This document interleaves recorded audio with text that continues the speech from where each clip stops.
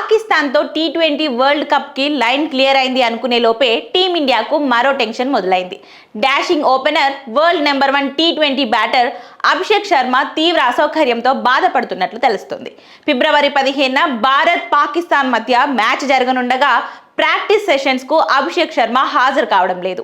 దాంతో భారత్ పాకిస్తాన్ పై high voltage match ముందు team India గందరగోళ పరిస్థితుల్లో పడింది. అదే సమయంలో సంజు శాంసన్ కి గోల్డెన్ ఛాన్స్ వచ్చిందని చెప్పొచ్చు. ఇషాన్ కిషన్ ఫామ్ లోకి రావడంతో జట్టులో చోటు కోల్పోయిన సంజుకి టీ20 వరల్డ్ కప్ కి సద్వినియోగం చేసుకోవడానికి ఇదే మంచి అవకాశం.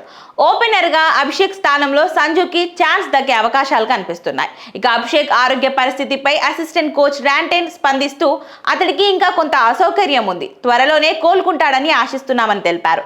ఇక మరోవైపు వాషింగ్టన్ సుందర్ ఇటీవల గాయాల నుంచి కోలుకొని జట్టులో చేరినప్పటికీ ప్రాక్టీస్ లో పూర్తి స్థాయిలో బౌలింగ్ చేయలేదు. జస్ప్రీత్ బుమ్రా మాత్రం పూర్తి ఫిట్ గా కనిపించాడు. ప్రారంభంలో తేలికపాటి పరుగులతో వార్మప్ చేసిన బుమ్రా ఆ తర్వాత పూర్తి వేగంతో బౌలింగ్ చేస్తూ తన సత్తా చాటాడు. సూర్యకుమార్ యాదవ్ను వేగంతో ఇబ్బంది పెట్టిన బుమ్రా ప్రదర్శన కోచింగ్ స్టాఫ్ కు ఊరట కలిగించింది. బ్యాటింగ్ సెషన్స్ లో సూర్యకుమార్, తిలక్ వర్మ ఆకట్టుకున్నారు. వరుణ్ చక్రవర్తి బౌలింగ్ ను ధైర్యంగా ఎదుర్కొంటూ భారీ షాట్లు ఆడారు.